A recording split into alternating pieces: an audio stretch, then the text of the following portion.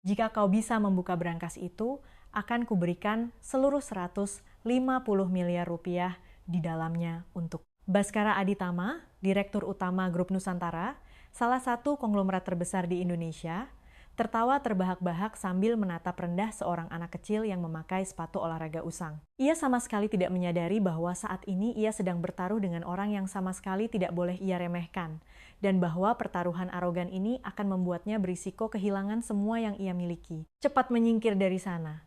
Ini jalan untuk para tamu VVIP.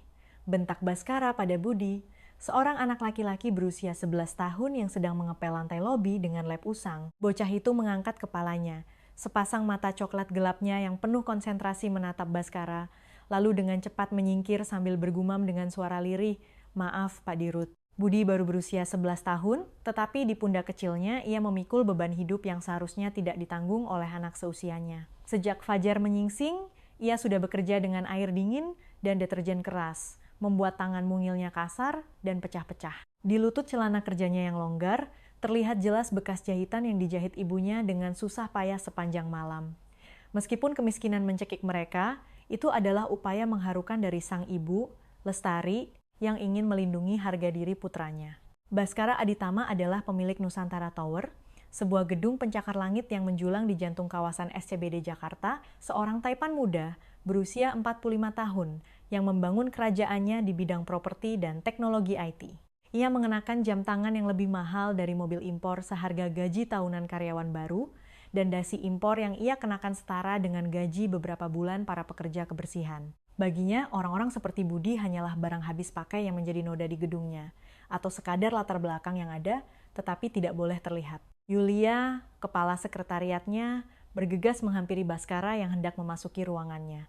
Sudah berapa kali harus saya katakan, jangan biarkan petugas kebersihan berkeliaran di depan mata saya saat saya datang bekerja. Yulia, yang kini berusia 32 tahun, telah mendampingi Direktur Baskara selama 6 tahun. Ia lebih tahu dari siapapun bagaimana menghadapi sifat temperamental dan ucapan-ucapan menghina bosnya yang menusuk tulang. Pak Dirut, anak itu hanya melakukan pekerjaannya.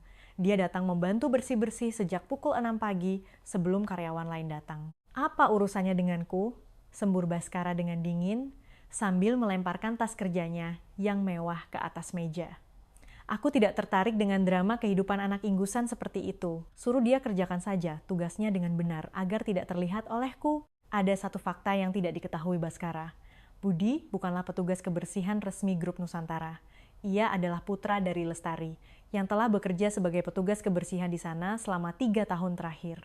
Lestari, 35 tahun, menjadi tulang punggung keluarga setelah suaminya, Herman, mengalami kecelakaan parah di sebuah proyek konstruksi yang membuatnya sulit bergerak. Saat ini, Herman menjual permen karet, tisu, dan air mineral di dekat stasiun MRT untuk menyambung hidup. Penghasilannya bahkan tidak cukup untuk membeli obat pereda nyeri yang mahal.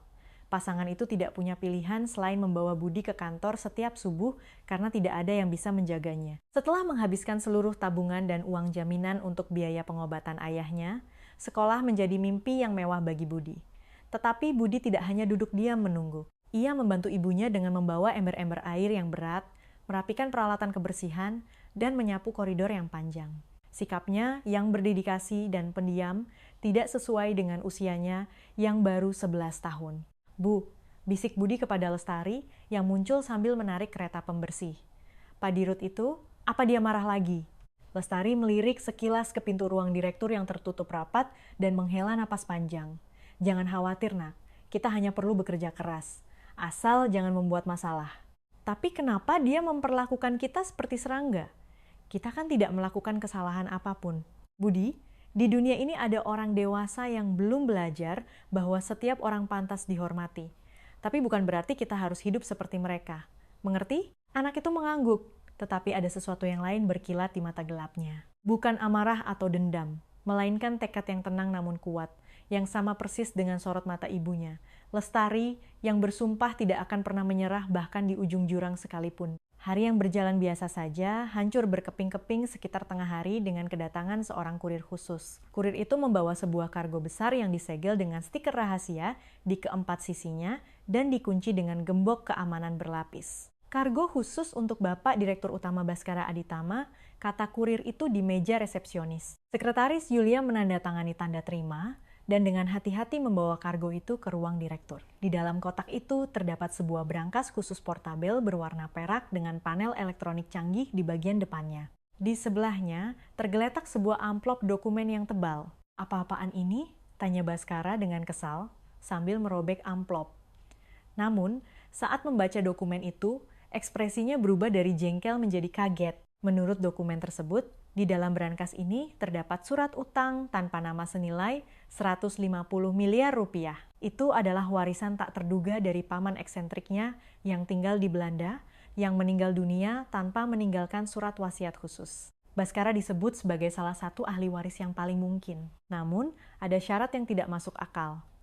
Brankas ini dirancang dengan mekanisme keamanan khusus yang hanya ada satu di dunia. Bukan kata sandi atau sidik jari biasa, tetapi serangkaian pola matematika kompleks dan teka-teki logika yang muncul di panel harus dipecahkan secara berurutan agar pintunya terbuka. Jika brankas itu coba dibongkar paksa atau dihancurkan, zat asam di dalamnya akan meledak, dan surat utang senilai 150 miliar itu akan meleleh tanpa jejak. Ini adalah ujian yang disengaja oleh paman eksentriknya, yang hanya ingin mencari orang yang benar-benar cerdas dan layak mewarisi kekayaannya. "Drama konyol macam apa ini?" gumam Baskara sambil mengutak-atik panel. Layar menampilkan angka, simbol matematika, dan persamaan rumit yang terus berubah. Setiap kali tombol ditekan, polanya menjadi semakin rumit. Ia segera memanggil jajaran direksi yang terdiri dari para cendekiawan terbaik grup Nusantara. 3 eksekutif elit, lulusan universitas ternama dengan gelar MBA, bergegas ke ruang direktur dan beradu kepala untuk memecahkan mekanisme tersebut. Mereka mencoba segala macam kombinasi, menganalisis pola, dan mencari di internet, tetapi tidak berhasil. "Pasti ada cara untuk membukanya," bentak Baskara sambil menggebrak meja. Bagaimana mungkin ada 150 miliar di dalamnya, tapi tidak ada cara untuk mengeluarkannya? "Pak Dirut, bagaimana kalau kita memanggil pembobol brankas atau ahli keamanan tingkat dunia?" salah seorang eksekutif menyarankan dengan hati-hati. "Aku sudah menghubungi pabriknya," teriak Baskara. Kata mereka, ini adalah model custom yang hanya ada satu di dunia. Jadi mereka sendiri tidak bisa membukanya tanpa membongkar paksa. Kabar tentang brankas misterius berisi 150 miliar rupiah menyebar seperti api di seluruh gedung. Karyawan dari semua departemen berkumpul dalam kelompok-kelompok kecil membicarakan brankas itu. Beberapa diam-diam mendekati ruang direktur untuk memberikan ide, tetapi hanya mendapat makian dari Baskara. "Kalian pikir aku bodoh? Rumus-rumus standar seperti itu sudah kucoba semua. Ini bukan sekadar soal matematika biasa." Saat itu, Budi yang sedang membersihkan koridor dekat ruang direktur, mendengar potongan-potongan percakapan orang-orang. Ketika Baskara keluar sebentar untuk minum kopi, rasa ingin tahu bahwa anak-anak itu menuntunnya ke celah pintu ruang direktur yang terbuka. Melalui celah pintu, ia bisa melihat brankas di atas meja. Di panelnya, serangkaian angka yang terus berubah sesuai pola tertentu berkedip-kedip. Sesuatu melintas di benak Budi yang sebelum berhenti sekolah menunjukkan kejeniusan luar biasa dalam matematika. Pola itu sangat mirip dengan teka-teki yang pernah diberikan oleh guru matematikanya di sekolah. "Hai kau!" Suara tajam dari belakang membuat bahu Budi tersentak. Salah satu eksekutif elit itu telah melihatnya mengintip. "Apa yang kau lakukan di sini? Beraninya kau seorang petugas kebersihan mengintip di sini? Tidak punya kerjaan lain?"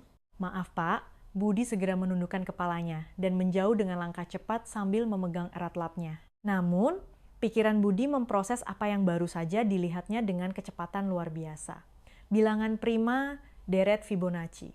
Mungkin ada hubungannya dengan geometri. Sambil mengoleskan dan menggosok lilin di lantai, otaknya secara otomatis mulai memecahkan teka-teki matematika raksasa itu. Kembali ke ruangannya, Baskara diliputi frustrasi yang luar biasa. Berjam-jam telah berlalu, tetapi tidak satu pun dari para eksekutif elit yang digajinya mahal itu yang bahkan menemukan secuil petunjuk dari teka-teki tersebut. Harga dirinya yang rapuh retak parah. Bagaimana mungkin seorang taipan sukses seperti dirinya tidak bisa mengeluarkan warisannya sendiri? "Ini penghinaan terbesar dalam hidupku," raungnya, dan para karyawan menahan napas. Untuk apa memajang ijazah S2 dan S3 di dinding kalau isinya hanya orang-orang bodoh yang tidak bisa memecahkan teka-teki seperti ini? Sekretaris Yulia yang diam-diam mengamati situasi itu memberanikan diri untuk angkat bicara. "Pak Dirut, Bagaimana kalau Bapak istirahat sejenak? Terkadang solusi datang saat kita menenangkan pikiran, bukan saat memaksakannya. Istirahat? Baskara menatapnya dengan tidak percaya. Ada 150 miliar terkunci di sana, dan kau menyuruhku istirahat. Yulia, apa kau sudah gila? Ketika eksekutif terakhir pun menyerah, frustrasi Baskara mencapai titik puncaknya. Dalam keadaan marah dan putus asa, ia membuat keputusan yang tidak dapat diubah yang kelak akan mengubah seluruh hidupnya. Ia keluar dari ruangannya dan menuju open lounge tempat para karyawan berkumpul. Kehadirannya membuat lounge itu sunyi senyap. Dengar baik-baik, teriaknya dengan suara yang menggema di seluruh lantai. Di kantor saya, ada brankas berisi 150 miliar rupiah, tapi tidak ada satupun dari direktur-direktur hebat saya yang bisa membukanya. Jadi, saya punya tawaran istimewa. Ia berhenti sejenak, menikmati puluhan pasang mata yang tertuju padanya. Siapapun yang bisa membuka brankas itu, akan saya beri uang tunai 100 juta rupiah saat itu juga. Langsung tunai, reaksi langsung meledak. Para karyawan berbisik-bisik dengan gembira, beberapa sudah mulai menghitung-hitung bagaimana akan menghabiskan 100 juta rupiah itu. Baskara tersenyum arogan, merasa telah memberikan motivasi yang sempurna. Tetapi, pada saat itu, pandangannya tertuju pada Budi, anak laki-laki berusia 11 tahun yang berdiri di sudut dengan lap usang, diam-diam menyaksikan semua itu. Tercandu oleh arogansi dan rasa superioritas yang ekstrem, Baskara memutuskan untuk mengubah tawaran ini menjadi sebuah pertunjukan yang sangat kejam dan mengejek. Tidak, saya ralat tawarannya. Ia menaikkan suaranya. Jika anak petugas kebersihan di sana itu bisa membuka brankas itu, ia menunjuk tepat ke arah Budi. Akan kuberikan seluruh 150 miliar di dalamnya, tanpa kurang 1 sen pun kepada anak itu. Tawa cekikikan meledak di berbagai sudut kantor. Siapapun tahu bahwa Baskara sedang membuat lelucon yang kejam. Gagasan bahwa seorang anak miskin yang berdebu dengan sepatu usang bisa memecahkan masalah yang tidak bisa dipecahkan oleh para matematikawan dan eksekutif elit adalah sebuah komedi yang sempurna di dunia mereka. Bayangkan saja, teriak Baskara menikmati tawa orang-orang. Sesuatu yang tidak bisa dipecahkan oleh para doktor dan master, dipecahkan oleh bocah tukang pel. Ini akan menjadi acara komedi terbaik abad ini. Lestari yang sedang membersihkan jendela, merasakan jantungnya mencelos mendengar semua ucapan yang menghina itu. Ia ingin segera berlari ke putranya, memeluknya, dan melindunginya dari rasa malu publik yang mengerikan itu. Tetapi Budi menoleh ke arah ibunya dan mengangguk sangat tipis, seolah berkata, "Aku tidak apa-apa, Bu."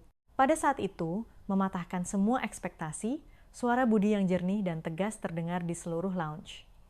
"Pak Dirut, apakah yang Bapak katakan barusan itu serius?" Baskara menatap anak itu dengan wajah penuh cemoohan. "Tentu saja serius, Nak. Jika kau bisa membukanya, 150 miliar itu milikmu. Tapi jika tidak, kau harus hidup dengan mengepel lantai seumur hidupmu. Bagaimana kau terima taruhan ini?" Budi menatap sejenak ibunya yang berlinang air mata, lalu mengangguk dengan wajah tegar. Ia tahu ini bisa menjadi pengalaman paling memalukan dalam hidupnya yang singkat. Tetapi pada saat yang sama, ia tahu sebuah kebenaran yang tidak diketahui oleh orang-orang dewasa arogan di ruangan ini. Ia sudah membaca pola angka-angka itu. "Baik, saya terima taruhannya," kata Budi dengan suara tegas. Kantor itu meledak dalam keterkejutan dan tawa. Para karyawan berebut mengeluarkan ponsel pintar mereka dan menyalakan aplikasi kamera untuk merekam momen konyol dan memalukan ini. Baskara tertawa terbahak-bahak di depan wajah anak itu. Sempurna. Ini akan menjadi pertunjukan yang sangat menarik. Yulia, bawa bocah itu ke kantor saya. Mari kita lihat dia melakukan sihirnya. Saat Budi berjalan menuju ruang direktur, tangan kecilnya mencengkeram erat lap yang sudah usang. Jantungnya berdebar kencang, serasa akan meremukan tulang rusuknya. Tetapi itu bukan karena takut. Itu adalah debaran yang bercampur antara kegembiraan yang tertahan dan tekad yang kuat. Seumur hidupnya, ia telah diperlakukan seolah-olah tidak terlihat. Diabaikan dan diinjak-injak karena miskin. Tetapi sekarang, datanglah kesempatan untuk membuktikan bahwa kecerdasan dan kemampuan sejati tidak ada hubungannya dengan pakaian bermerek yang mereka kenakan atau saldo di rekening bank mereka. Baskara belum tahu bahwa bocah dengan sepatu usang yang ia hina itu akan memberikan tagihan paling mahal dan memalukan dalam hidup. Ruang direktur Baskara dalam sekejap berubah menjadi arena sirkus. Para karyawan berkerumun di ambang pintu, menjulurkan leher untuk melihat lebih baik. Dan lensa kamera ponsel serentak berkedip ke arah Budi. Situasi ini begitu tidak nyata dan menggelikan sehingga tidak ada yang mau ketinggalan tontonan ini. Seorang bocah miskin dengan pakaian kerja compang camping dan sepatu olahraga yang solnya sudah tipis, melawan sebuah brankas keamanan canggih yang telah memperdaya otak para eksekutif lulusan universitas ternama. Nah, semuanya beri jalan untuk sang jenius, kata Baskara sambil melambaikan tangannya dengan berlebihan. Jangan sampai kita mengganggu konsentrasi sang penyihir. Ruangan itu dipenuhi tawa cekikikan. Budi merasakan beban puluhan tatapan menghina yang menusuk punggungnya saat ia perlahan mendekati brankas. Sekretaris Yulia mengamatinya dengan ekspresi kompleks, campuran antara kasihan dan penasaran. Lestari tidak berani masuk, ia berdiri di ambang pintu koridor sambil menahan napas. Nah, guru besar, kata Baskara sambil bersandar angkuh di kursi kulit mewahnya dan melipat tangannya. Waktumu banyak, jadi lakukanlah pelan-pelan. Yah, mana mungkin tangan yang seumur hidupnya hanya terbiasa mengepel lantai pernah menyentuh mesin canggih seperti ini. Budi mengabaikan sepenuhnya ucapan yang menghina itu. Mata jernihnya hanya terpaku pada panel elektronik brankas. Di layar angka-angka menari 5, 3, 7. Senyum tipis tersungging di bibir Budi, persis seperti yang ia duga. Deretan bilangan prima, tapi ini belum berakhir. Sudah menyerah? Ejek salah seorang eksekutif yang berdiri di ambang pintu. Tidak akan ada yang menertawakanmu kalau kau mengaku ini terlalu sulit untuk otakmu, nak. Budi tidak menjawab. Jari-jari kecilnya yang masih menyisakan kotoran di bawah kuku, meskipun telah digosok dengan sabun, meluncur dengan lembut di atas panel. Saat layar disentuh, susunan angka langsung berubah. 1, 1, 2, 3, 5, 8. Deret Fibonacci. Deret yang sama yang diajarkan oleh Pak Surya, guru matematikanya yang sangat menyayangi bakat Budi sebelum ia berhenti sekolah. Budi mulai menekan tombol-tombol di panel secara berurutan. Seseorang dari belakang mencibir, dia hanya menekan sembarangan. Paling-paling akan berbunyi bip dan selesai. Namun, mata sekretaris Yulia, yang posisinya paling baik untuk melihat panel, menangkap sesuatu yang berbeda. Anak itu sama sekali tidak menekan tombol secara membabi buta. Gerakan tangannya sangat presisi dan diperhitungkan. Ada logika dan pola yang jelas. Baskara pun mulai menyadari suasana yang aneh ini. Senyum sinis yang tadi menghiasi bibirnya perlahan memudar saat melihat ekspresi konsentrasi penuh di wajah Budi. Itu bukanlah ekspresi orang yang tersesat. Itu adalah aura dominan seseorang yang sepenuhnya mengendalikan dan memahami apa yang sedang dilakukannya. Tunggu sebentar. Baskara mencondongkan tubuhnya ke depan. Kau tahu apa yang sedang kau tekan? Budi tidak menjawab. Matanya memindai 3 area panel secara bersamaan, merangkai pola-pola yang saling berhubungan. Ini bukan deret tunggal. Kolom pertama adalah bilangan prima. Kolom kedua adalah deret Fibonacci. Dan kolom ketiga, setelah berpikir sejenak, mata Budi berbinar. Bilangan kuadrat sempurna. Anak itu bergumam pelan. 1, 4, 9, 16, 25. Jauh di dalam benaknya terdengar suara hangat Pak Surya yang mengajarinya keindahan matematika setelah jam sekolah usai.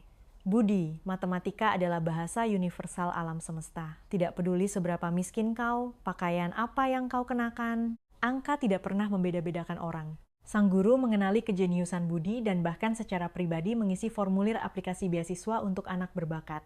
Wawancara dengan kepala sekolah SMP swasta bergengsi pun sudah selesai. Namun, kecelakaan Herman terjadi dan semua mimpi itu hancur berkeping-keping. Hei! Suara kesal Baskara membuyarkan lamunan Budi. Aku bertanya padamu, apa kau sedang membuang-buang waktuku yang berharga? Atau kau benar-benar tahu apa yang kau tekan? Saya sedang menyelesaikannya, Pak Dirut. Jawab Budi dengan tenang, matanya tetap tertuju pada panel. Batuk kering yang pendek dan gugup keluar dari tenggorokan Baskara. Untuk pertama kalinya sejak memulai taruhan, rasa cemas yang dingin menjalari punggungnya. Tidak mungkin bocah itu. Tidak mungkin. Dia hanya beruntung menebak beberapa pola mudah. Budi menekan susunan angka terakhir dalam urutan tertentu. Ting! Terdengar suara persetujuan yang jernih dan lembut, sangat berbeda dengan suara kesalahan yang tidak menyenangkan, yang terdengar saat para eksekutif elit itu salah. Apa itu? Suara apa barusan? Tanya seorang karyawan dengan bingung. Bukan apa-apa, hanya kesalahan lain, jawab Baskara, tetapi suaranya terdengar gemetar. Sekretaris Yulia melangkah lebih dekat. Ia tahu kebiasaan Baskara saat sangat cemas. Baskara sekarang sedang mengetuk-ngetukkan ujung sepatunya ke lantai dengan gugup. Panel berubah menjadi teka-teki lapisan baru. Kali ini simbol-simbol geometris, segitiga, lingkaran, persegi, dengan angka-angka berbeda di dalamnya. Teka-teki di dalam teka-teki. Tidak masuk akal. Baskara melompat dari kursinya. Sudah 10 menit, hentikan sekarang dan keluar dari sini. Kau sendiri tidak tahu apa yang kau lakukan. Tolong beri sedikit waktu lagi, Pak Dirut, kata Yulia dengan lembut namun tegas. Bapak sendiri yang mengatakan akan memberinya waktu sebanyak yang ia butuhkan. Baskara menatap Yulia dengan tidak percaya. Yulia adalah sekretaris setia yang tidak pernah sekalipun membantahnya di depan orang lain. Tetapi saat ini ia jelas-jelas membela bocah itu. Terserah! Baskara melonggarkan dasinya dengan kasar dan kembali duduk di kursinya. Toh ini hanya buang-buang waktu. Bisik-bisik, cemoohan, suara Rana, kamera. Budi memblokir semua kebisingan eksternal itu dengan sempurna. Ia hanya fokus pada pencocokan simbol geometris dan angka. Segitiga memiliki 3 sisi, persegi 4 sisi, lingkaran tak terhingga atau melambangkan 0. Sel-sel otaknya bekerja dengan kecepatan eksplosif. Akhirnya, Budi menyelesaikan sentuhan terakhir sesuai dengan pola pamungkas yang ia temukan, lingkaran, segitiga, segitiga, persegi, segitiga. Klek. Suara mekanisme kunci berat yang terlepas dari dalam brankas menggema di ruang direktur. Keheningan yang menyusul setelahnya begitu mutlak. Mulut orang-orang yang tadinya terkekeh ternganga lebar. Dalam keheningan yang berat, seseorang dari belakang bertanya dengan suara gemetar, apa yang baru saja terjadi? Baskara mendorong kursinya dengan kasar dan melompat. Tidak mungkin. Itu tidak mungkin. Tidak, bisiknya sambil terengah-engah. Budi melepaskan tangannya dari panel dan mundur selangkah. Lampu hijau yang menandakan kunci telah sepenuhnya terbuka menyelimuti brankas. Budi tidak lagi menyentuh brankas, ia perlahan berbalik dan menatap lurus ke arah Baskara. Sudah saya buka, Pak Dirut. Suara anak berusia 11 tahun itu terdengar begitu tenang dan berat. Silakan periksa sendiri. Baskara, seperti orang kesurupan, berjalan terhuyung-huyung ke mejanya. Dengan tangan gemetar seperti daun, ia memegang pegangan brankas dan menariknya. Pintu perak yang berat itu terbuka perlahan, menampakkan tumpukan surat utang tanpa nama senilai 150 miliar rupiah yang tersusun rapi, persis seperti yang tertulis di dokumen. Prang. Seseorang menjatuhkan ponsel pintarnya ke lantai, memecah keheningan. Orang-orang begitu terkejut, sehingga lupa bahwa mereka sedang merekam adegan itu. Ya Tuhan, dia benar-benar membukanya. Sekretaris Yulia menutup mulutnya dengan kedua tangan. Otak Baskara menolak untuk memproses kenyataan yang terjadi di depan matanya. Anak yang begitu ia hina dan cemooh, anak kotor yang merangkak seperti serangga membersihkan lantai di perusahaannya, telah dengan sempurna menghancurkan otak para eksekutif dengan kualifikasi terbaik di Indonesia. Ini penipuan. Suara kosong keluar dari bibir Baskara. Pasti ada yang memberitahu bocah itu jawabannya. Pak Dirut, sela sekretaris Yulia dengan tajam. Kita semua yang ada di sini menyaksikannya. Tidak ada yang memberikan jawaban kepada anak itu. Dia menyelesaikannya sepenuhnya dengan kekuatannya sendiri. Kalau begitu, dia hanya beruntung. Seperti sapi buta yang kebetulan menemukan rumput, teriak Baskara kalap. Pak Dirut memecahkan 3 tingkat teka-teki logika kompleks yang berbeda hanya dengan keberuntungan secara statistik tidak mungkin, salah satu eksekutif elit yang menyaksikan seluruh proses mengaku dengan wajah sedih. Itu adalah ranah yang mustahil tanpa logika jenius. Budi diam-diam memperhatikan sosok Baskara yang mulai runtuh. Tidak ada kegembiraan atau rasa balas dendam di sana. Hanya ada rasa kasihan dan kesedihan yang mendalam terhadap orang dewasa yang menyedihkan yang berjuang menyangkal kenyataan. Saat itu, Lestari yang menyaksikan dari ambang pintu berlari masuk, sambil menangis dan memeluk erat putranya. Anakku, putraku. Ibu sangat bangga padamu, isaknya di telinga Budi. Bu, apa aku benar-benar berhasil? Tanya Budi dengan suara kekanak-kanakan, seolah baru menyadari apa yang telah ia lakukan. Yah, kau berhasil. Anak ibu berhasil melakukan semuanya. Pikiran Baskara berpacu dengan kecepatan 1000 km per jam. Ia telah mengucapkan taruhan itu di depan puluhan karyawan. Terlebih lagi, seluruh proses ini terekam dengan jelas di video ponsel para karyawannya. Jika ia menarik kembali janjinya sekarang, kepercayaan dan kehormatannya sebagai Direktur Utama Grup Nusantara akan hancur lebur. Ini tidak sah, teriak Baskara putus asa. Itu hanya lelucon. Siapa orang gila yang menganggap serius ucapan seperti itu? Bapak sendiri yang dengan jelas mengatakan itu serius, kata Budi. keluar dari pelukan ibunya dan menatap mata Baskara tanpa gentar. Saya bertanya 2 kali, dan Bapak mengonfirmasinya. Kau masih di bawah umur. Perjanjian lisan dengan anak di bawah umur tidak memiliki kekuatan hukum, teriak Baskara. Tetapi janji publik di depan, puluhan saksi memiliki kekuatan hukum. Terlebih lagi, jika semua itu terekam sebagai bukti video yang jelas, akan semakin sulit untuk dihindari. Sela Sekretaris Yulia dengan logika dingin, yang bahkan tim hukum grup Nusantara tidak akan bisa membantahnya. Yulia, kau sebenarnya di pihak siapa? Teriak Baskara, dipenuhi rasa pengkhianatan. Saya hanya di pihak yang benar, Pak Dirut, jawab Yulia dengan tegas. Bapak secara terbuka menawarkan taruhan di depan banyak karyawan, dan anak ini telah membuktikan bagiannya dengan sempurna. Sekarang, giliran Bapak untuk menepati janji. Para karyawan mulai berbisik-bisik. Beberapa kembali mengeluarkan ponsel mereka dan memutar ulang video yang baru saja mereka rekam. Dalam video itu, suara Baskara terdengar begitu jelas dan lantang berteriak akan memberikan seluruh 150 miliar. Buktinya begitu sempurna dan tidak terbantahkan. Baskara terduduk lemas di kursinya, menutupi wajahnya dengan kedua tangan, 150 miliar rupiah. Itu adalah jumlah yang setara dengan laba bersih yang dihasilkan salah satu anak perusahaan inti Grup Nusantara selama setahun penuh. Itu bukan uang receh yang bisa dengan mudah dilepaskan hanya demi harga diri. Aku harus memanggil pengacara, akhirnya ia berhasil berbicara. Ancaman konyol seperti ini tidak mungkin sah secara hukum. Pak Dirut, itu tidak mungkin.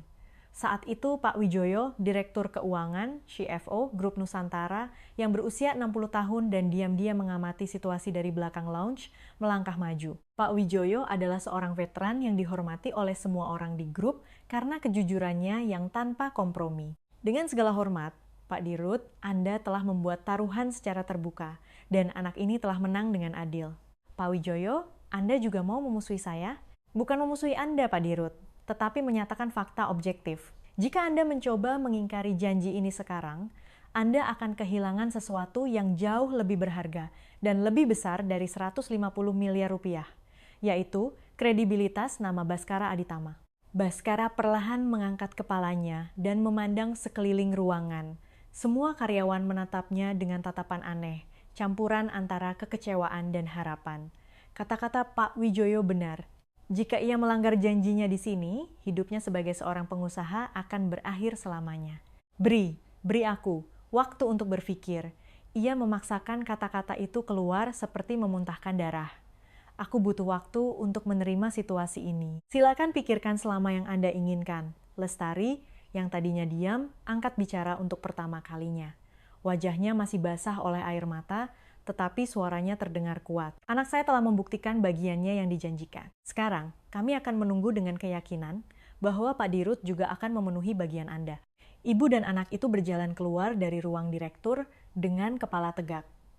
Tatapan penuh kekaguman dari para karyawan yang terbelah seperti lautan mengiringi kepergian mereka. Begitu mereka menghilang, lounge itu meledak dengan suara obrolan seperti ledakan besar. Semua orang berdiskusi dengan penuh semangat tentang dampak dari peristiwa luar biasa ini. Sekretaris Yulia mendekati Baskara yang duduk tak bergerak. Pak Dirut, Anda harus segera mengambil keputusan. Videonya sudah menyebar di media sosial, melampaui pesan internal perusahaan. Apa? Siapa orang gila yang membocorkan video itu? Jumlah penontonnya sudah mencapai jutaan. Publik bertanya-tanya, akankah Direktur Utama Grup Nusantara menepati janji yang telah ia ucapkan? Baskara merasakan pusing seolah kerajaannya runtuh dari bawah kakinya. Ia tidak hanya kalah dalam taruhan yang tidak mungkin ia menangkan, tetapi semua aibnya ini telah terbongkar di mata dunia. Jutaan mata di Indonesia, bahkan di seluruh dunia, sedang mengawasinya untuk melihat manusia macam apa dia sebenarnya. Saat malam semakin larut di kota, Lestari dan Budi akhirnya kembali ke rumah kontrakan mereka yang sempit dan tua di pinggiran kota. Selama perjalanan pulang dengan bus yang penuh sesak, keduanya tidak berbicara sepatah kata pun. Mereka masih terlalu kewalahan untuk mencerna kenyataan ajaib yang terjadi hari ini. Udara malam Jakarta terasa sejuk, tetapi Budi masih bisa merasakan dengan jelas panas yang menyesakkan di ruang direktur, di mana puluhan pasang mata tertuju padanya. Di depan pintu, suaminya, Herman, berdiri dengan cemas, tubuhnya bertumpu pada tongkat. Kalian ini sebenarnya apa yang terjadi? Dari tadi telepon dari teman-teman tidak berhenti berdering, katanya video Budi viral di internet. Begitu melihat suaminya yang berjalan tertati-tati, Lestari langsung menangis terseduh-seduh dan memeluknya. Itu bukan tangisan kesedihan, melainkan pelepasan emosi yang meledak-ledak, seolah semua beban yang selama ini menghimpit hatinya terangkat sekaligus. Budi angkat bicara dengan suara kecil. Aku berhasil memecahkan soal yang bahkan orang-orang pintar di perusahaan itu tidak bisa pecahkan. Soal apa memangnya sampai taruhannya 150 miliar? Tanya Herman, menatap istrinya menuntut kebenaran. Lestari mengangguk tanpa kata. Herman terduduk lemas di kursi plastik usang di tengah ruang tamu. Ceritakan semuanya, jangan ada yang terlewat. Selama Budi menceritakan semua kejadian hari itu, suaranya perlahan dipenuhi dengan kepercayaan diri yang kuat. Bilangan prima, Fibonacci, kuadrat sempurna, hingga bentuk-bentuk geometri. Mata Herman semakin membelalak. Ia berhadapan dengan bakat luar biasa yang selama ini terlelap di dalam diri putranya, terbelenggu oleh kemiskinan. Aku sudah tahu dari dulu kalau anak kita ini tidak biasa. Air mata panas mengalir di antara kerutan tebal di wajah Herman saat cerita Budi berakhir. Kau selalu bilang, Budi kita ini akan menjadi orang besar. Tapi, ayah, sepertinya Pak Dirut itu tidak akan memberikan uangnya. Dia hanya marah dan bilang itu cuma lelucon, kata Budi dengan murung. Kalau begitu, dia hanyalah seorang pengecut yang tidak tahu arti sebuah janji, kata Herman dengan wibawa yang kokoh meskipun kakinya cacat. Itu adalah harga diri seorang kepala keluarga yang seumur hidupnya telah bekerja jujur dengan keringat di lokasi konstruksi yang keras. Tapi, Budi, kebenaran pada akhirnya akan selalu bersinar. Pada saat mereka saling menguatkan di rumah kontrakan mereka yang tua, badai kebenaran raksasa yang tak terbayangkan oleh mereka sedang melanda internet. Di sebuah penthouse super mewah dengan pemandangan kota Jakarta, Baskara terjaga sepanjang malam. Pemandangan malam kota yang gemerlap, yang biasanya memberinya rasa superioritas tak terbatas, malam ini terasa seperti puluhan juta pasang mata yang menghakimi dan menertawakannya. Ponsel pintarnya bergetar tanpa henti selama berjam-jam. Panggilan tak terjawab dari mitra bisnis, pesan WhatsApp dari keluarga, dan notifikasi media sosial yang membanjir. Ia ingin mematikan ponselnya, tetapi ketakutan akan ketidaktahuan tentang apa yang terjadi di luar sana semakin mencekik lehernya. Akhirnya, pada pukul 2 dini hari, ia menyerah dan membuka layar ponselnya, dan pemandangan di depannya membuat darahnya seolah membeku. Kecepatan penyebaran video itu jauh melampaui laporan Sekretaris Yulia. Klip video di mana Baskara mengejek Budi dan menawarkan taruhan 150 miliar rupiah telah ditonton lebih dari 5 juta kali, dan video Budi membuka brankas telah melampaui 7 juta penonton dan menduduki puncak tren real time. Kolom komentar benar-benar seperti neraka. Ini beneran kelakuan CEO konglomerat. Gitu banget sama anak kecil, sampah masyarakat. Gak ada bedanya. Anaknya jenius level Einstein. Yang dewasa malah songong dan busuk hatinya. Kalau udah janji 150 men ya harus ditepati dong. Kalau enggak penipuan, penjarakan saja. Boykot Grup Nusantara, produk dari perusahaan yang dipimpin orang kayak gitu pasti sampah. Keringat dingin mengalir deras di punggung Baskara. Ini bukan lagi masalah harga diri pribadi. Ini adalah bom nuklir yang bisa menghancurkan seluruh kerajaan yang telah ia bangun, Grup Nusantara. Ia mengabaikan waktu dan menelepon pengacara utama grup, Pak Tirtayasa. Pak Tirta, ini bukan waktunya tidur. Sudah lihat video di internet? Di seberang telepon, terdengar hela napas panjang Pak Tirtayasa. Sudah Pak Dirut, mungkin seluruh rakyat Indonesia sudah melihatnya. Cari cara hukum sekarang juga. Aku tidak bisa kehilangan 150 miliar hanya karena omong kosong. Pasti ada cara untuk membatalkannya. Pak Dirut, dengarkan saya baik-baik, suara Pak Tirtayasa tidak lagi mengantuk. Nada bicaranya sangat kering dan dingin. Baik secara hukum maupun akal sehat, janji lisan yang eksplisit dan diucapkan di depan puluhan saksi. Terutama jika ada bukti video yang sempurna, memiliki kekuatan hukum yang mengikat, terlebih lagi jika kedua belah pihak telah memenuhi syarat-syarat kontrak. Kedua belah pihak, dia kan cuma bocah ingusan yang tidak tahu apa-apa. Bocah ingusan itulah yang telah dengan sempurna menyelesaikan syarat mustahil yang Bapak ajukan. Bapak berjanji memberikan 150 miliar, dan saksi serta buktinya melimpah. Baskara terhuyung-huyung ke jendela kaca besar di ruang tamunya dan menatap kota yang tertidur. Lalu apa yang harus kulakukan? Sebagai penasihat hukum Anda, saya sarankan membayar 150 miliar itu adalah cara termurah dan satu-satunya untuk mencegah kerugian perusahaan yang lebih besar. Dan sebagai teman lama, saya tambahkan, Itu adalah hal yang benar untuk dilakukan sebagai manusia. Ini 150 miliar Pak Tirta, bukan uang untuk beli permen. Saya tahu. Tetapi biaya yang harus ditanggung Grup Nusantara jika Anda mengingkari janji akan mencapai puluhan, bahkan ratusan kali lipat dari 150 miliar. Coba bayangkan apa yang akan terjadi pada harga saham kita saat bursa dibuka besok pagi. Apakah klien-klien global kita akan mau mempertahankan kontrak dengan seorang direktur yang dicap sebagai penipu dan pelaku abusif? Reputasi Anda bernilai lebih dari 150 miliar. Baskara mematikan telepon dengan kasar, melupakan sopan santun. Bayangan dirinya di kaca jendela tampak asing. Rambut acak-acakan, mata merah, dan wajah seorang pecundang yang kalah telak. Saat itu, ponsel pintarnya bergetar singkat sekali lagi. Sebuah pesan dari kakak perempuannya, Diana, yang tinggal di Sydney dan merupakan orang yang paling dihormati sekaligus ditakuti oleh Baskara di dunia. Baskara, kakak sudah lihat videonya. Kamu sudah jadi monster seperti apa? Ibu di surga pasti menangis malu melihatmu. Kalimat singkat itu, lebih dari komentar jahat manapun di internet, menyayat jantungnya dengan fatal. Ibunya telah meninggal dunia 5 tahun yang lalu. Seorang wanita yang sangat miskin, namun luar biasa jujur dan berwibawa. Yang bekerja sebagai pembantu rumah tangga di rumah orang kaya, menggosok lantai hingga lututnya lecet untuk membiayai kuliah Baskara. Kehidupannya sangat mirip dengan kehidupan Lestari, Ibu Budi, yang baru saja ia injak-injak dan hina. Untuk pertama kalinya dalam bertahun-tahun, air mata penyesalan yang tak tertahankan mengalir dari kedua mata arogan Baskara. Keesokan paginya, semua tajuk berita dipenuhi oleh peristiwa yang belum pernah terjadi sebelumnya ini. Arogansi dan ejekan Taipan tak berdaya di hadapan bocah jenius 11 tahun. Direktur Utama Grup Nusantara, Baskara Aditama, terlibat kontroversi taruhan 150 miliar, akankah mangkir? Penipuan nasional atau keajaiban? Bocah jenius, dari rumah kontrakan yang memecahkan kemustahilan, netizen tuntut pembayaran 150 miliar.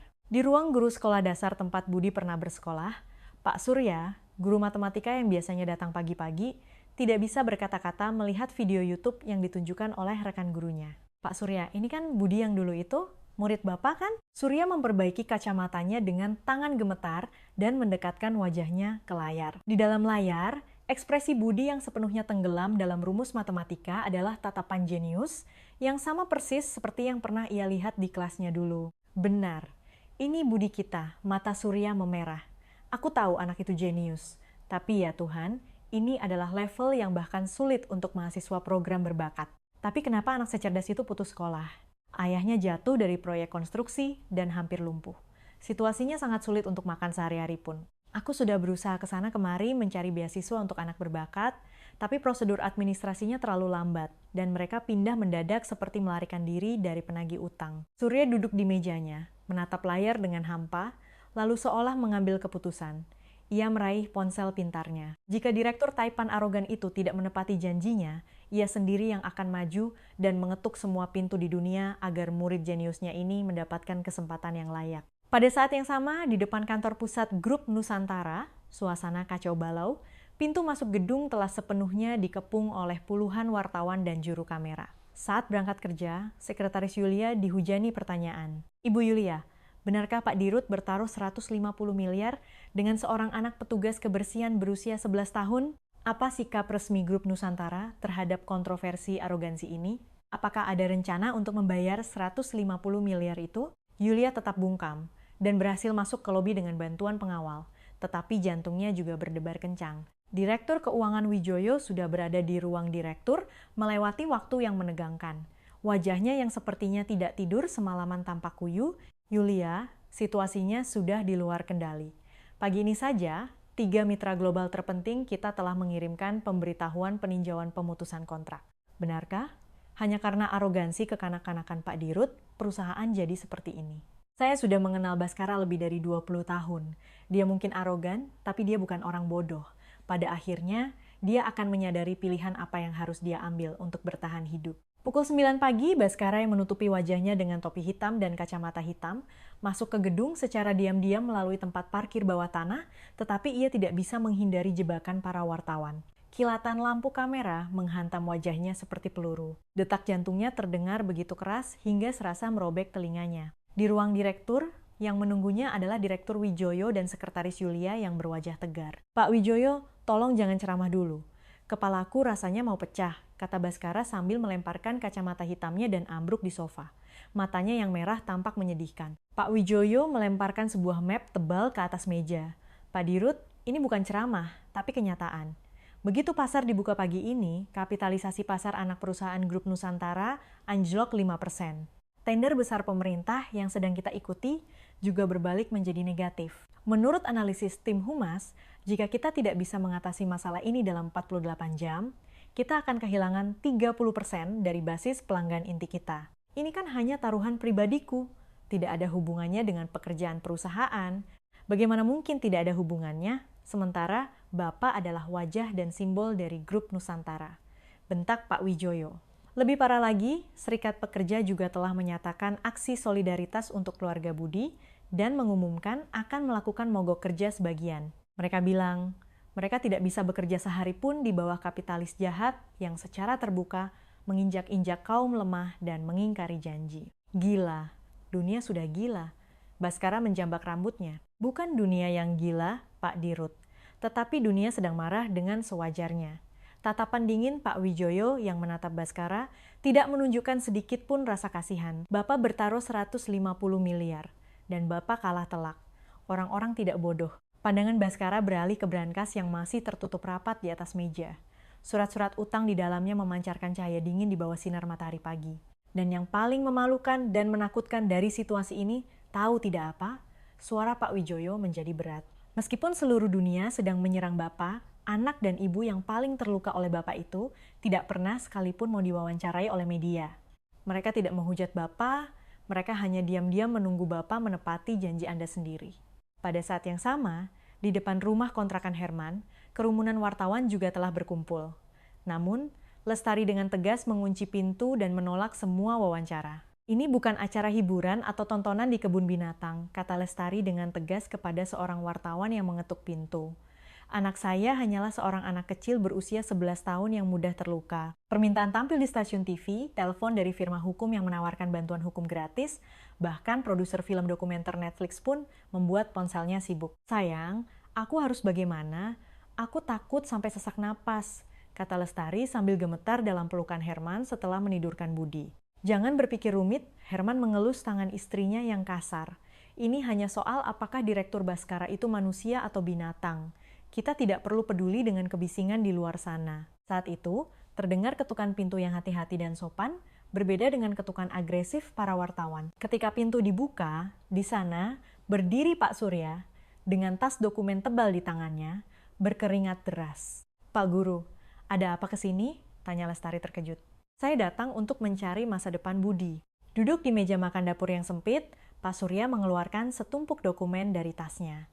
"Semalaman saya menelepon lembaga pendidikan anak berbakat dan program khusus di berbagai universitas di seluruh negeri. Ada 5 yayasan swasta terbaik yang berjanji akan memberikan beasiswa penuh untuk Budi dari SMP, SMA, hingga universitas." Kedua tangan Lestari gemetar. Air mata haru mengalir deras mendengar kenyataan yang sulit dipercaya ini. "Bukan itu saja," Pak Surya tersenyum. "Seorang profesor penanggung jawab program anak berbakat tingkat tinggi di sebuah institut teknologi negeri ingin menguji Budi secara langsung. Ini adalah program yang didukung oleh negara untuk mengumpulkan anak-anak berbakat istimewa 0,01% teratas. Mereka akan mendapatkan bimbingan setingkat profesor dan bisa menggunakan laboratorium tingkat pasca sarjana.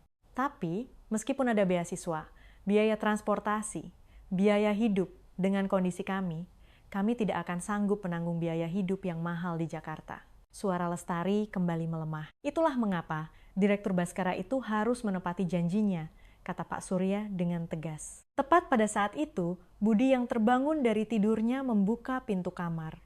Melihat Pak Surya, matanya yang telah bertahun-tahun meredup kini bersinar terang. "Pak Guru," "Budi, Pak Guru selalu bilang, kan? Kau adalah berlian paling cemerlang di dunia. Kau telah membuktikan nilaimu sendiri. Sungguh membanggakan." Pak Surya memeluk anak itu. Air mata yang mengalir di pipi Budi terasa jauh lebih hangat dari kemarin. Pukul 3 sore, Baskara mengumpulkan seluruh jajaran direksi dan kepala departemen untuk rapat darurat. Ruang rapat dipenuhi ketegangan yang mencekik. Kalian semua pasti sudah tahu betapa seriusnya situasi saat ini. Laporkan faktanya saja. Dengan angka, suara Baskara terdengar sangat lelah. Tim SDM. Pagi ini saja, 20 talenta kunci telah mengajukan surat pengunduran diri. Mereka bilang tidak tahan bekerja di perusahaan yang melecehkan kaum lemah. Tim penjualan. Kontrak perpanjangan dengan distributor besar senilai 100 miliar per tahun baru saja batal. Tim pemasaran. Tagar, Budi Jaga Martabat, dan Baskara Monster abusif menjadi tren nasional di media sosial. Citra merek kita hancur lebur. Setiap laporan adalah pukulan telak yang seolah merobek daging Baskara. Pandangannya berkeliling ruang rapat.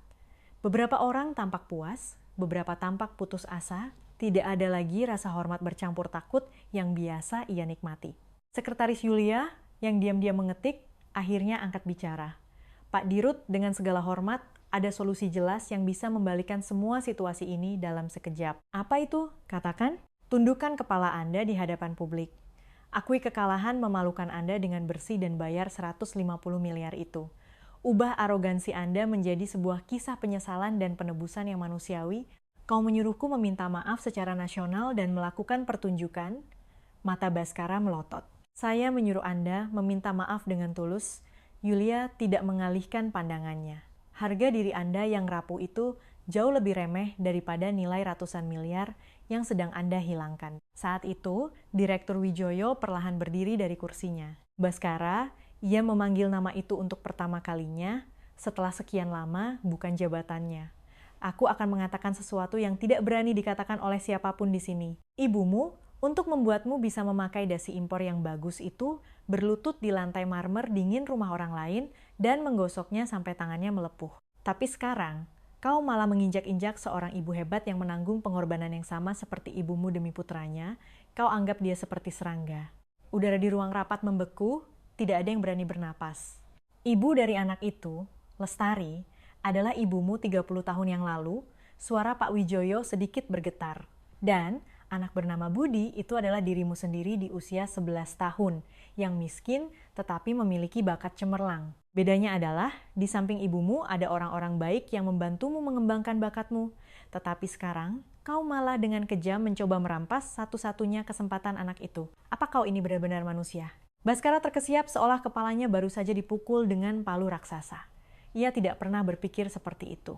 Sosok Lestari dan ibunya, Budi dan masa kecilnya bertabrakan dengan hebat di benaknya.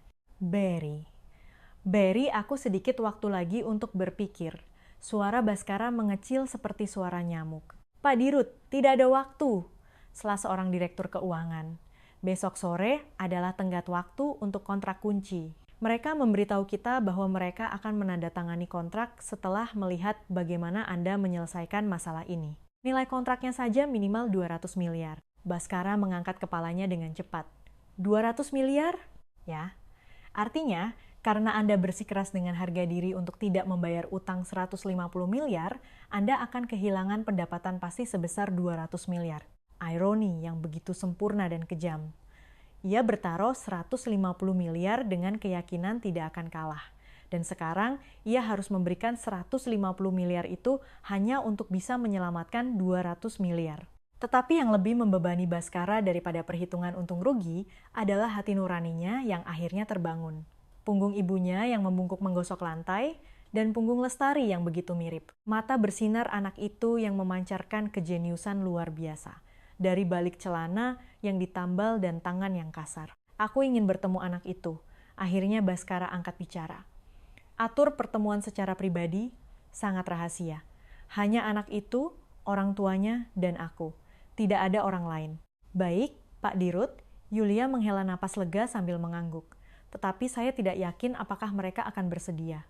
Pergi dan sampaikan bahwa aku dengan tulus ingin berlutut dan meminta maaf. Untuk pertama kalinya dalam beberapa hari, secercah kelegaan dan harapan samar muncul di wajah para direktur. Pemimpin mereka yang mereka kira telah berubah menjadi monster, ternyata belum sepenuhnya kehilangan kemanusiaannya.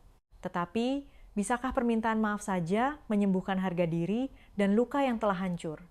Dunia masih mengawasinya, mencekik leher Baskara. Pertemuan dijadwalkan keesokan harinya pukul 5 sore di tempat netral, kantor notaris, PPAT Bapak Hartono, SH, M. Kenen di Jakarta Selatan. Bapak Hartono yang berusia 70 tahun adalah seorang tokoh yang sangat dihormati dan dipercaya di bidangnya. Sekretaris Yulia dengan cermat memilih tempat itu agar kedua belah pihak dapat bertemu dengan setara dan aman, jauh dari kilatan kamera dan gangguan media. Lestari tidak bisa tidur semalaman, berguling-guling di atas kasur tipisnya.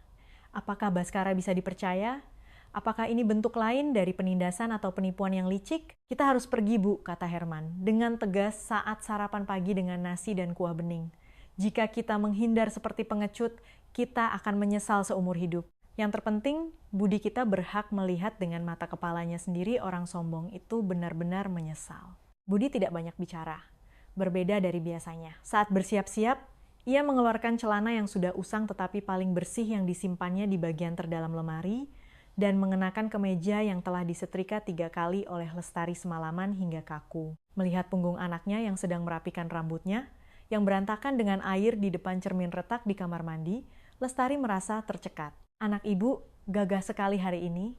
Ia memaksakan senyum. Bu, apa Pak Dirut itu benar-benar akan meminta maaf pada kita?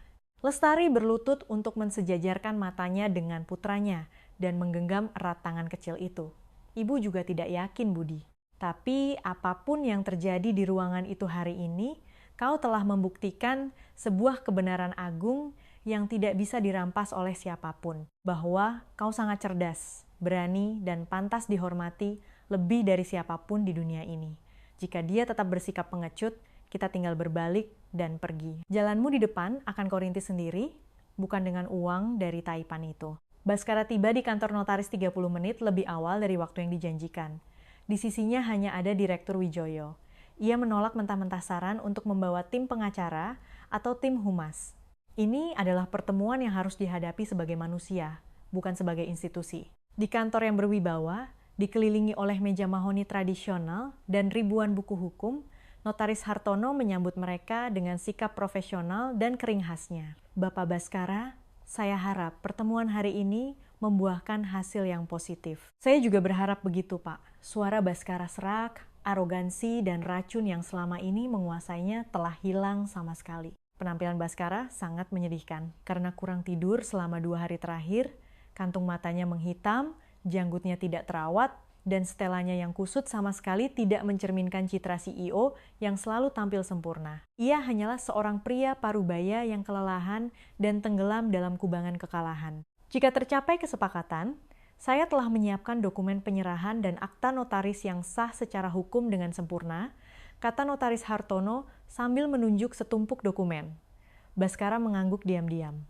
Keadaan menyedihkannya, di mana ia harus menyerahkan 150 miliar untuk mencegah kerugian ratusan miliar karena kalah oleh logika seorang bocah 11 tahun, kembali terasa menusuk kulitnya.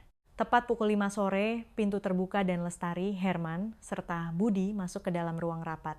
Kedua belah pihak duduk berhadapan di seberang meja kayu besar dan udara di dalam ruangan terasa begitu tegang seolah bisa dipotong dengan pisau. Budi sedikit bersembunyi di belakang ibunya, menatap Baskara dengan mata gelapnya.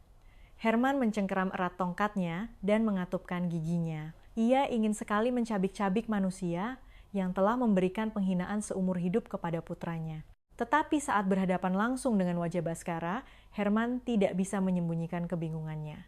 Di sana, alih-alih kesombongan, yang terpancar hanyalah rasa malu dan penderitaan yang mendalam. Terima kasih. Sudah bersedia datang? Baskara memecah keheningan dengan suara serak. Saya tahu. Wajar jika Anda tidak mempercayai saya. Tentu saja kami tidak percaya, sembur Herman belak-belakan. Anda telah menjadikan anak saya bahan tertawaan di depan puluhan orang. Anda menggelar taruhan kejam dengan keyakinan sombong bahwa Anda tidak akan kalah, dan begitu kalah, Anda mencoba melarikan diri seperti pengecut. Baskara tidak sanggup menatap tatapan marah Herman dan menundukkan kepalanya dalam-dalam. 100% benar apa yang Bapak katakan. Tidak ada alasan untuk membela diri. Lalu untuk apa Anda memanggil kami ke sini? Tanya Lestari dengan dingin. Baskara perlahan mengangkat kepalanya. Mengejutkan, matanya memerah dan berlinang air mata. Untuk menyampaikan apa yang seharusnya saya sampaikan di ruang rapat itu beberapa hari yang lalu. Ia berdiri terhuyung-huyung dari kursinya dan membungkuk 90 derajat ke arah Lestari, Herman, dan Budi, bos besar dari salah satu grup konglomerat teratas di Indonesia, telah berlutut sepenuhnya di hadapan sebuah keluarga miskin. Saya minta maaf. Saya benar-benar minta maaf. Kepada Budi, kepada kedua orang tuanya, tindakan saya adalah perbuatan tidak beradab dan kekerasan yang tidak bisa dimaafkan sebagai seorang manusia. Dalam keheningan yang dalam di mana hanya suara detak jam yang terdengar, Budi melangkah keluar dari belakang ibunya dan berdiri di depan Baskara. Kenapa Bapak melakukan itu? Kenapa Bapak begitu kejam pada saya? Pertanyaan tulus dan polos dari seorang anak berusia 11 tahun itu lebih tajam dari kritik manapun menusuk jantung Baskara. Karena aku adalah monster yang lupa dari mana asalku, lupa dari mana aku memulai, suara Baskara bergetar hebat karena tangis. Ibuku juga seorang pembantu rumah tangga seperti ibumu yang membersihkan lantai rumah orang lain. Berkat beliau yang merangkak di lantai hingga lututnya berdarah, aku bisa memakai dasi sialan ini dan berlagak seperti direktur. Tapi setelah mabuk uang dan buta oleh kesuksesan, aku meremehkan orang-orang yang bekerja dengan keringat seperti ibumu, menganggap mereka sebagai barang habis pakai yang lebih rendah dari manusia. Mata Lestari memerah. Ia tidak pernah menyangka pengakuan seperti itu akan keluar dari mulut pria yang tampak sombong dan tidak punya hati itu. Hari itu di lobi, saat aku melihatmu, kata Baskara sambil menatap lurus ke mata Budi. Aku tidak melihat seorang anak dengan mimpi, seorang jenius dengan bakat luar biasa, anak kesayangan seseorang. Aku hanya melihat penghalang kotor yang mengganggu pandanganku. Itulah dasar jiwaku yang telah dimakan oleh monster bernama uang. Lalu sekarang, tanya Budi. Sekarang, Bapak melihat saya sebagai apa? Sekarang di depan mataku, aku melihat seorang jenius yang jauh lebih hebat dari gabungan semua kaum elit yang kugaji miliaran. Lebih dari itu, di hadapanku berdiri seorang guru besar yang telah memberiku pelajaran paling menyakitkan dan paling berharga dalam hidupku, bahwa uang atau status sosial sama sekali tidak bisa membuktikan nilai sejati dan karakter seseorang. Direktur Wijoyo berdiri di belakang, menahan air mata yang mendesak keluar. Dari 20 tahun ia mengamati Baskara, ini adalah momen paling hancur, namun sekaligus paling manusiawi. Notaris Hartono berdeham dengan hati-hati, mencairkan suasana. Bapak Baskara, apakah kita akan melanjutkan proses kesepakatan sekarang? Baskara perlahan bangkit dan mengeluarkan sebuah amplop besar yang tebal dari tas kerjanya yang usang. Dengan tangan sedikit gemetar, ia mendorong amplop itu di atas meja ke depan Budi. Ini adalah akta penyerahan dan pencairan surat utang tanpa nama, katanya. Tepat 150 miliar rupiah seperti yang saya janjikan. Tanpa syarat, tanpa trik, tanpa celah. Urusan pajaknya juga sudah selesai sepenuhnya. Uang ini sekarang sepenuhnya milikmu, Budi. Budi menatap amplop di depannya dengan hampa, seolah itu adalah benda dari planet lain. Lestari menangis terseduh-seduh sambil menutupi wajahnya, dan Herman terduduk lemas di kursinya karena emosi yang tak tertahankan. Keajaiban seperti petir yang tidak akan pernah bisa mereka sentuh, meskipun bekerja keras seumur hidup. Tetapi masih ada satu hal lagi yang harus saya lakukan. Baskara mengeluarkan satu set kontrak tebal lainnya dari tasnya. Saya telah mendirikan dana perwalian pendidikan penuh untuk Budi. Dana ini akan menanggung seluruh biaya pendidikan Budi, mulai dari SMP, SMA, universitas, doktor, hingga studi di luar negeri. Kenapa? Tanya Lestari dengan suara gemetar.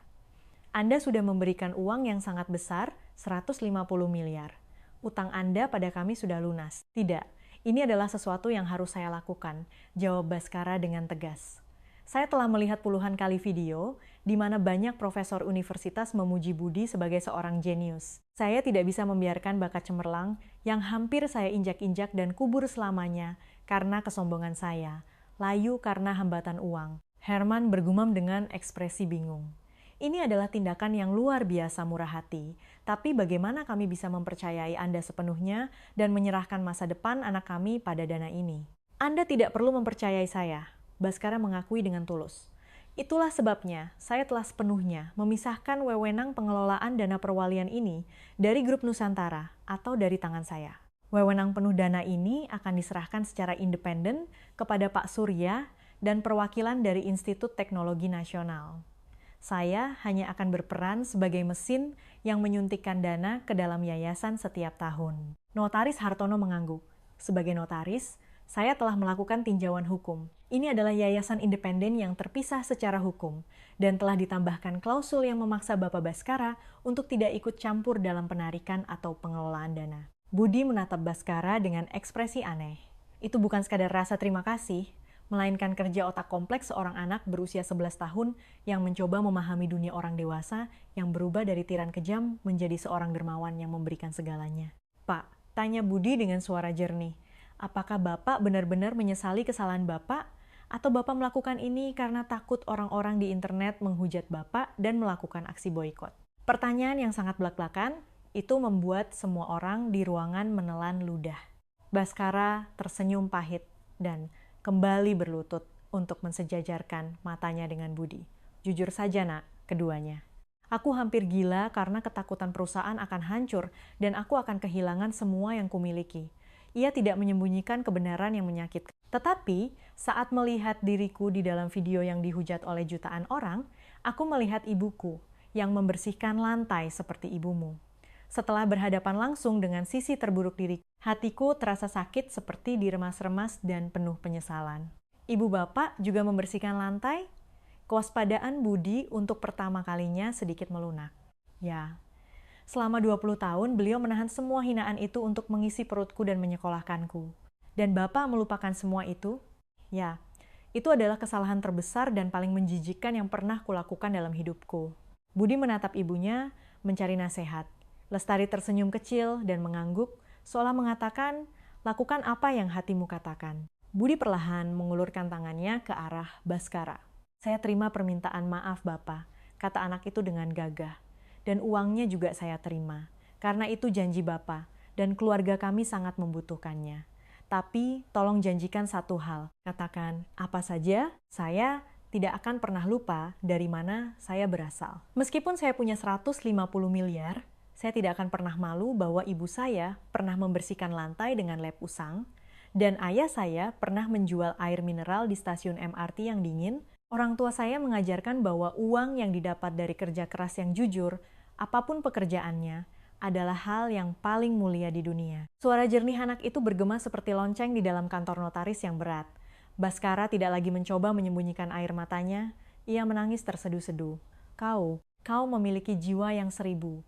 Bahkan 10.000 kali lebih bijaksana dan lebih agung daripada orang tua berumur 45 tahun ini. Andai saja aku bisa memutar waktu, gumamnya dengan suara tercekat. Aku akan memperlakukanmu sebagai tamu terhormat sejak awal. Waktu tidak bisa diputar, Pak, jawab Budi dengan kedewasaan yang mengejutkan. Tapi Bapak bisa hidup dengan benar mulai besok. Lestari dengan langkah gemetar mendekati meja dan dengan hati-hati mengambil amplop berisi surat-surat utang itu dengan kedua tangannya. Sulit dipercaya bahwa kemiskinan dan keputusasaan yang telah menekan hidupnya seumur hidup lenyap begitu saja dengan setumpuk kertas tipis ini. Ini akan mengubah hidup kami, bisiknya. Ini sudah mengubah segalanya, sela Direktur Wijoyo sambil tersenyum hangat, kehidupan semua orang yang ada di sini. Notaris Hartono akhirnya memulai proses administrasi resmi. Tanda tangan, stempel, verifikasi identitas, dan proses notaris berlangsung hampir 1 jam. Selama itu, ketegangan di dalam ruangan mencair, digantikan oleh rasa lega yang lembut. Ibu Lestari, kata Baskara saat notaris Hartono sedang merapikan dokumen. Ada satu hal lagi yang ingin saya tawarkan. Tawaran? Tanya Lestari heran. Saya ingin ibu kembali bekerja di perusahaan kami. Bukan sebagai petugas kebersihan, tetapi sebagai penasihat senior di bawah tim SDM, di Komite Kesejahteraan Karyawan. Posisi ini bertugas mengawasi dan memastikan ribuan pekerja lini depan kami, seperti petugas kebersihan dan keamanan, tidak diperlakukan secara tidak adil dan dapat bekerja dengan menjaga martabat kemanusiaan mereka. Lestari mengerjapkan matanya, bingung. Tapi saya tidak lulus kuliah, saya tidak punya pengetahuan untuk melakukan pekerjaan seperti itu. Ibu Lestari memiliki pengalaman lapangan yang puluhan ribu kali lebih berharga daripada ijazah. Suara Baskara dipenuhi kepercayaan yang mendalam. Pengalaman nyata dari seseorang yang telah bekerja di tingkat paling bawah, menahan hinaan dan diperlakukan seolah-olah tidak terlihat, itulah pengetahuan yang paling dibutuhkan oleh perusahaan kami. Semua pelatihan dan dukungan yang dibutuhkan untuk pekerjaan ini akan kami sediakan sepenuhnya. Herman menggenggam erat tangan istrinya. Itu pilihanmu, sayang. Lestari menatap mata Baskara untuk waktu yang lama. Ia mencoba mencari sisa-sisa rasa kasihan atau kepura-puraan, tetapi yang terlihat hanyalah ketulusan yang tulus dan mendesak. Akan saya pertimbangkan, jawabnya dengan hati-hati. Tetapi jika saya menerima posisi itu, Itu bukan karena belas kasihan atau sedekah, tetapi karena saya sendiri ingin melakukan pekerjaan itu dengan sempurna. Itulah yang saya harapkan. Baskara tersenyum cerah. Dengan ini, semua prosedur telah selesai. Notaris Hartono mengumumkan, kekuatan hukum yang mengikat secara sempurna telah berlaku. Bocah berusia 11 tahun, Budi, secara resmi menjadi pemilik surat utang tanpa nama senilai 150 miliar rupiah. Pendidikan jeniusnya terjamin sepenuhnya hingga program doktor, dan ibunya ditawari karier baru untuk merintis takdirnya. Bolehkah saya mengatakan sesuatu? Direktur Wijoyo meminta izin. Ketika semua orang mengangguk, ia menepuk bahu Baskara. Saya telah bekerja dengan orang ini selama 20 tahun. Saya telah melihat kejayaan dan kejatuhannya. Tetapi, saya belum pernah melihatnya memahami pelajaran yang begitu besar dan agung seperti hari ini. Pelajaran apa? Tanya Budi penasaran. Pelajaran bahwa kesuksesan sejati tidak diukur dari jumlah nol di rekening bank, tetapi dari bagaimana kita memperlakukan orang lemah yang tidak memiliki kekuatan untuk membela diri. Ketika mereka keluar dari kantor notaris setelah menyelesaikan semua prosedur, senja merah di sore hari mewarnai gedung-gedung pencakar langit Jakarta dengan hangat. Berkat pengawal pribadi yang disewa oleh notaris Hartono, beberapa wartawan yang berjaga di luar menjaga jarak. Pak Dirut, mohon berikan pernyataan resmi, teriak seorang wartawan sambil menyodorkan mikrofon. Baskara bertukar pandang dengan Lestari. Setelah Lestari mengangguk, Baskara dengan lembut menggandeng tangan Budi dan melangkah ke depan kamera. Hari ini keadilan di masyarakat kita telah terbukti dengan sempurna, kata Baskara dengan suara tegas dan jernih, menatap lurus ke kamera. Saya telah memenuhi janji saya kepada Budi dan keluarganya tanpa kecuali. Tetapi, fakta yang jauh lebih penting dari uang 150 miliar adalah saya menyadari kebenaran yang menyakitkan bahwa selama ini saya telah melupakan akar saya, tenggelam dalam kesombongan, dan kehilangan kompas moral saya. Ia menatap pahlawan kecil di sampingnya. Anak kecil ini, dalam waktu seminggu, telah mengajarkan saya kebenaran hidup yang jauh lebih besar dari apa yang saya pelajari di dunia bisnis selama 20 tahun. Budi, bagaimana perasaanmu? Wartawan mengarahkan mikrofon ke arah anak itu. Budi berpikir sejenak, lalu membuka mulutnya. Saya senang Pak Dirut menepati janjinya. Saya harap orang dewasa lain juga belajar memiliki keberanian untuk bertanggung jawab atas janji yang mereka buat.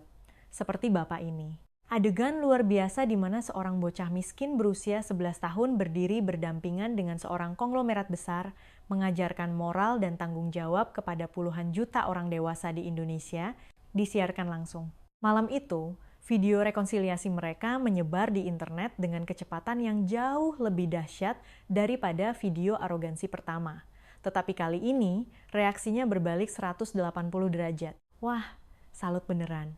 Dirutnya juga bukan kaleng-kaleng, ngaku salah dengan keren dan langsung kasih 150M, mentalnya baja. Mental anak 11 tahun itu 100 kali lebih baik dari mentalku. Orang tua Budi benar-benar hebat mendidiknya. Terharu, iman pada kemanusiaan pulih. Indonesia masih punya harapan. Besar nanti, jadikan anak itu presiden. Jenius karakternya juga sempurna. Pada saat yang sama, di meja makan rumah kontrakan itu, tergeletak sebuah amplop dokumen yang tadinya disembunyikan di bawah tumpukan kasur. Uang sebanyak ini, mau kita pakai untuk apa? Tanya Herman dengan wajah masih melamun, seperti sedang bermimpi. Pertama, ayah harus operasi dan kita lunasi semua utang. Kedua, kita pindah ke rumah yang layak dengan sinar matahari, agar Budi bisa belajar dengan nyaman. Lestari menyusun rencana dengan praktis. Setelah itu, tanya Budi dengan mata berbinar. Setelah itu, kita tidak boleh melupakan kemiskinan dan penderitaan yang pernah kita alami. Dan kita harus hidup dengan memberi kepada dunia, dengan bangga dan tanpa rasa malu, tambah Herman sambil mengelus kepala putranya. Seperti yang aku janjikan pada bapak itu, Budi tersenyum lebar. Di teras penthouse, Baskara menatap pemandangan malam Jakarta yang gemerlap sambil menyesap anggur. Dalam semalam, ia kehilangan uang tunai 150 miliar rupiah. Ia hampir saja menghancurkan perusahaannya. Ia juga dipermalukan di depan umum. Tetapi ia telah menemukan kembali aset terbesar yang bahkan ia tidak sadari telah hilang. Hati nurani Baskara Aditama, putra dari seorang ibu hebat yang membesarkan anaknya dengan hasil mengepel lantai. Ting! Ponselnya berbunyi. Pesan dari kakaknya, Diana di Australia.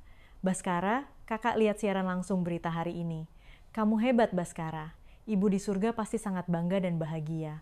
4 kalimat pesan itu jauh lebih berharga daripada 150 miliar rupiah.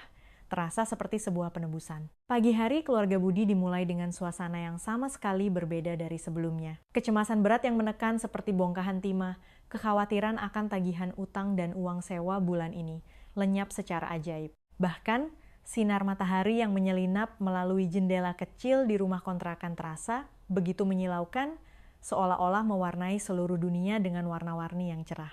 Herman, yang tidak bisa tidur dan duduk di meja makan sambil menyesap kopi, tidak bisa melepaskan pandangannya dari dokumen notaris. Aku cubit pipiku sendiri, ternyata tidak sakit. Lestari tertawa sambil memijat bahu suaminya. Aku juga, rasanya meluap-luap memikirkan semua hal yang bisa kita lakukan. Kakimu bisa diobati, kita bisa buatkan kamar sendiri untuk Budi, dan kita bisa beli obat sepuasnya tanpa khawatir biaya rumah sakit. Benar. Tapi yang paling membuatku bersemangat adalah Budi kita bisa berenang sepuasnya di lautan kesempatan yang luas, yang kita berdua seumur hidup bahkan tidak pernah bisa melihatnya. Pada hari pindahan, Budi berlari-lari tak terkendali di tengah ruang tamu apartemen dengan 3 kamar yang layak dan cerah. "Ibu, ayah, aku punya kamar sendiri, meja belajarnya juga besar sekali," seru Budi gembira. Herman berhasil menjalani operasi lutut dan tulang belakang yang tertunda di rumah sakit terbaik. Meskipun masih ada terapi rehabilitasi yang berat, tim medis yakin dalam setahun ia bisa berjalan sepenuhnya dengan kedua kakinya, tanpa tongkat. Pada hari pertama ia berdiri dari kursi roda dan berjalan 3 langkah tanpa tongkat, ketiga anggota keluarga itu berpelukan dan menangis terseduh-seduh. Lestari menerima tawaran Baskara dan mulai bekerja sebagai penasihat senior tim SDM Grup Nusantara. Penampilannya dengan setelan yang pas dan sepatu yang nyaman, namun formal, sangat berbeda dengan petugas kebersihan yang dulu memegang lab dan menggosok lantai. Namun, keteguhan dan kehangatan khas di matanya tetap sama. "Selamat datang Ibu Penasehat. Sekarang Anda adalah rekan kami yang terhormat." Sekretaris Yulia menyambutnya dengan senyum tulus. Proyek pertama yang ditangani Lestari adalah merancang program kesejahteraan komprehensif untuk ribuan pekerja lini depan dan layanan. Bantuan darurat untuk penitipan anak bagi karyawan berpenghasilan rendah yang harus bekerja sampingan sangat mendesak, usul Lestari dengan kuat dalam rapat. Itu karena ingatannya yang pedih ketika ia tidak bisa merawat Budi yang sakit dan harus membawanya ke tempat kerja di pagi buta. Suaranya membawa inovasi besar bagi perusahaan. Itu adalah data hidup yang hanya bisa diketahui oleh orang yang pernah merasakan penderitaan di tingkat paling bawah, bukan teori di atas meja. Sementara itu, Budi secara resmi bergabung dengan program anak berbakat di KIS. Hari pertama, tekanan psikologis yang luar biasa menyelimuti anak itu. Anak-anak di sekitarnya sebagian besar adalah anak-anak dari kalangan elit dan kaya, seperti profesor universitas, dokter, dan pengusaha. Di antara mereka yang setiap liburan pergi ke kamp luar negeri dan menerima les privat bernilai jutaan rupiah, Budi adalah satu-satunya anak yang belajar dari buku bekas dan membantu ibunya membersihkan gedung. "Bu, sepertinya aku tidak cocok di sini. Teman-teman membicarakan buku-buku referensi berbahasa Inggris yang belum pernah kudengar atau camp antariksa," kata Budi dengan minder. Lestari duduk di tepi tempat tidur dan mengelus kepala putranya. "Budi, siapa yang membuka brankas, yang bahkan tidak bisa dibuka oleh paman-paman doktor dan master yang pintar itu?" "Aku..." "Benar, kau tidak lebih rendah dari anak-anak itu.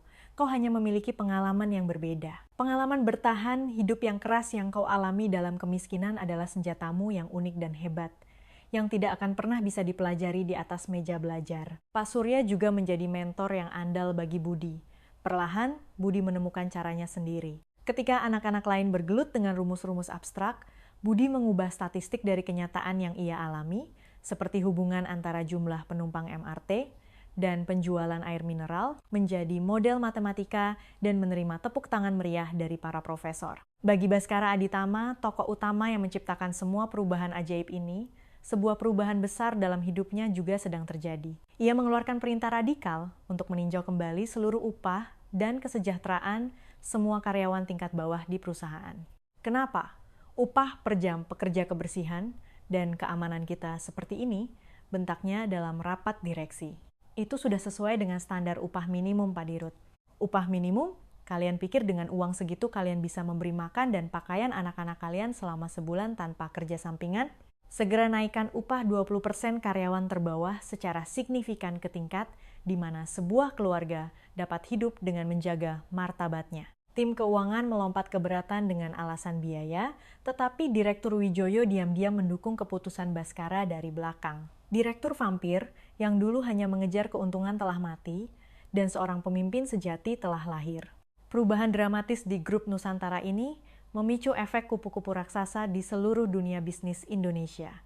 Lamaran pekerjaan dari kaum muda yang ingin bergabung dengan grup Nusantara melonjak lebih dari 300%, dan harga sahamnya juga rebound secara dramatis membentuk huruf V, membuktikan bahwa tanggung jawab sosial perusahaan dapat menghasilkan keuntungan. Beberapa bulan kemudian, Baskara mengundang Budi dan orang tuanya, serta Pak Surya, dan Notaris Hartono ke aula VIP kantor pusat grup Nusantara. Sekitar 10 wartawan juga hadir di depan layar besar. Hadirin sekalian, saya akan membuat pengumuman penting di sini. Baskara menekan presenter dan tulisan besar muncul di layar Yayasan Martabat. Ini adalah yayasan beasiswa yang didirikan dengan dukungan pendidikan dari Pak Surya dan dukungan finansial dari grup Nusantara. Yayasan ini akan menemukan dan mendukung sepenuhnya, tanpa syarat, para jenius dan anak berbakat seperti Budi yang kedua, yang tersembunyi di seluruh negeri karena kemiskinan dan lingkungan yang tidak mendukung, hingga mereka menyelesaikan program doktor. Kekaguman meledak dari para hadirin.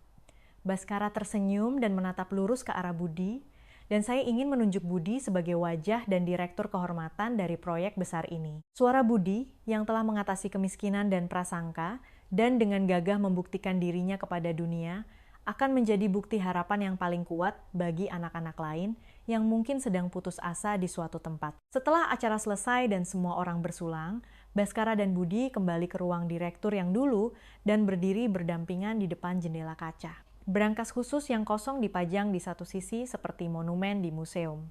"Pak," tanya Budi, "ada satu hal yang benar-benar membuatku penasaran." "Apa itu?" "Jika hari itu saya tidak berhasil membuka brankas itu, apakah Bapak akan benar-benar menghina saya seumur hidup sebagai sampah tukang pel?" Baskara diam-diam menatap lampu-lampu kota dan menghela napas panjang. "Jujur saja, diriku yang gila saat itu, yang berumur 45 tahun, mungkin akan melakukannya. Itulah sebabnya, meskipun aku kehilangan 150 miliar rupiah, aku adalah orang yang paling beruntung di dunia. Karena tepat sebelum aku menjadi monster seutuhnya, kau membuka brankas itu dan menghancurkanku. Kau telah menyelamatkan jiwaku."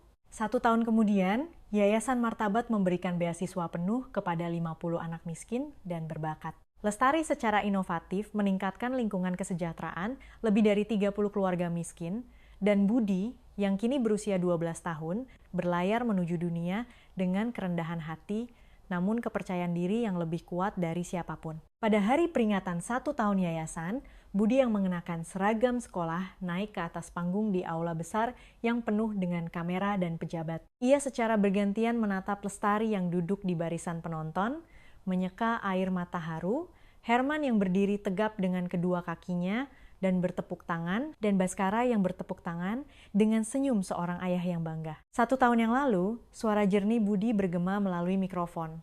Seorang bapak-bapak menantang saya untuk membuka brankas berisi 150 miliar rupiah. Beliau pikir, beliau sedang membuka sebuah pertunjukan komedi yang penuh ejekan, tetapi sebenarnya beliau telah membuka kotak ajaib yang paling agung dan indah di dunia. Aula menjadi sunyi senyap. Hari itu, saya bukan hanya membuka brankas besi. Saya membuka pintu yang terkunci rapat dari martabat dan nilai kaum lemah di masyarakat kita yang telah diinjak-injak oleh uang dan kekuasaan. Budi menatap lurus ke lensa kamera. Itu adalah pesan untuk ribuan anak seperti dirinya di masa lalu yang sedang menontonnya melalui televisi di rumah kontrakan yang tua atau layar ponsel yang retak. Jangan pernah menundukkan kepala atau meremehkan diri sendiri hanya karena pakaian yang kalian kenakan lusuh atau pekerjaan orang tua kalian sederhana. Nilai sejati kalian tidak ditentukan oleh saldo rekening atau luas apartemen, tetapi oleh mimpi besar dan hati hangat yang kalian miliki. Kalian semua adalah jenius cemerlang dan tokoh utama yang bisa mengubah dunia ini. Kilatan lampu kamera menyinari seperti bintang, dan ratusan orang dewasa berdiri memberikan tepuk tangan sambil menangis. Baskara, di tengah tepuk tangan itu, merasa dirinya begitu kecil. Namun, pada saat yang sama, merasakan kemanusiaan yang meluap-luap. Brankas 150 miliar rupiah yang dibuka oleh seorang bocah miskin berusia 11 tahun. itu bukan sekadar alat untuk mengeluarkan uang. Itu adalah kotak keajaiban yang telah memecahkan cangkang keras prasangka dan kesombongan dan menyebarkan benih pengampunan, martabat, dan harapan agung bahwa kita bisa memulai kembali di seluruh masyarakat dunia. Mulai dari ujung jari kasar seorang anak kecil, mulai berubah menjadi indah kembali.